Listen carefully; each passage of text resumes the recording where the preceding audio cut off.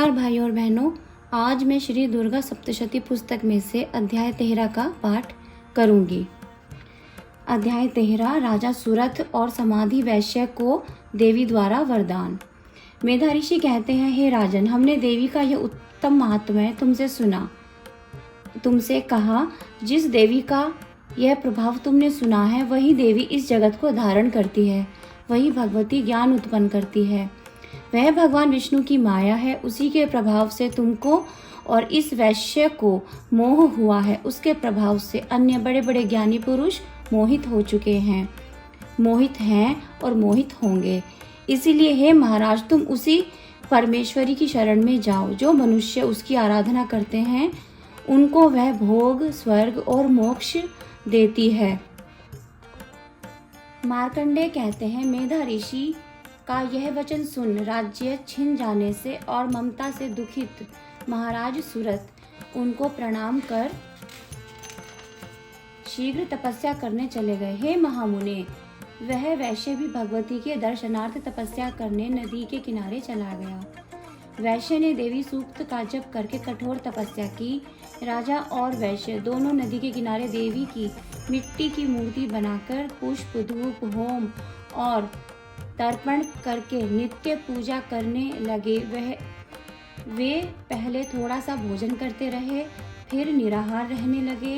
एकाग्रचित्त होकर अपने शरीर के रुधिर से बलि देने लगे।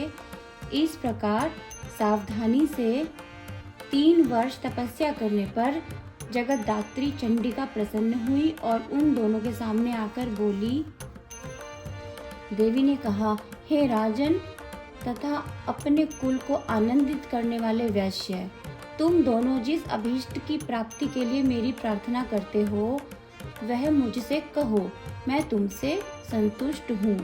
तुम जो कुछ मांगोगे वह मैं दूंगी। मार्कंडेय बोले, राजा ने दूसरे जन्म में चिरस्थायी राज्य और इस जन्म में अपने बल से शत्रुओं को मारकर अपना राज्य प्राप्त करने का वर मांगा तथा समाधि वैश्य ने संसार में विरक्त हो, यह मेरा है, मैं इसका स्वामी हूँ, इस मोह का नाश करने वाला तत्व ज्ञान मांगा। देवी ने कहा, हे राजन, थोड़े ही दिनों में तुम अपना राज्य पाओगे, अपने शत्रुओं को मारकर अटल राज्य करोगे और जब यह शरीर त्यागोगे तब सूर्य से जन्म पाकर पृथ्वी पर सावर्णिक नामक मनु होगे। फिर देवी ने समाधि वैश्य से कहा, हे वैश्य श्रेष्ठ, तुमने जो अभीष्ट वर मांगा है वह मैं तुमको देती हूँ। तुम मोक्ष के लिए ज्ञान प्राप्त करोगे। मार्कंडेय कहते हैं, इस प्रकार देवी ने राजा और वैश्य को अभीष्ट वर दिया। तब उन दोनों ने भक्ति पूर्वक देवी की स्तुति की। उसके बाद देवी वहीं अंतर ध्यान हो गई। देवी के वरदान से राजा सुरथ सूर्य से जन्म पाकर सावर्णिक मनु हो गए। तो भाइयों और बहनों, इस प्रकार सुरथ और वैश्य को वरदान नामक 13वां अध्याय आज पूरा हुआ। भाइयों और बहनों, आज मैंने दुर्गा सप्तशती में जो 13 अध्याय आते हैं उनके सभी पाठों का पठन करके अपने चैनल पर अपलोड कर दिए हैं। आप जाकर उनमें से सुनिए। भाइयों और बहनों, आपसे एक बहुत ही हम्बल रिक्वेस्ट है, हमारे चैनल को सब्सक्राइब किए बिना बिल्कुल भी ना जाएं। अगर पाठ करते समय मुझसे कहीं भी कोई गलती हुई हो तो उसके लिए मुझे क्षमा करें। हमारे चैनल को सब्सक्राइब करें। Thank you so much.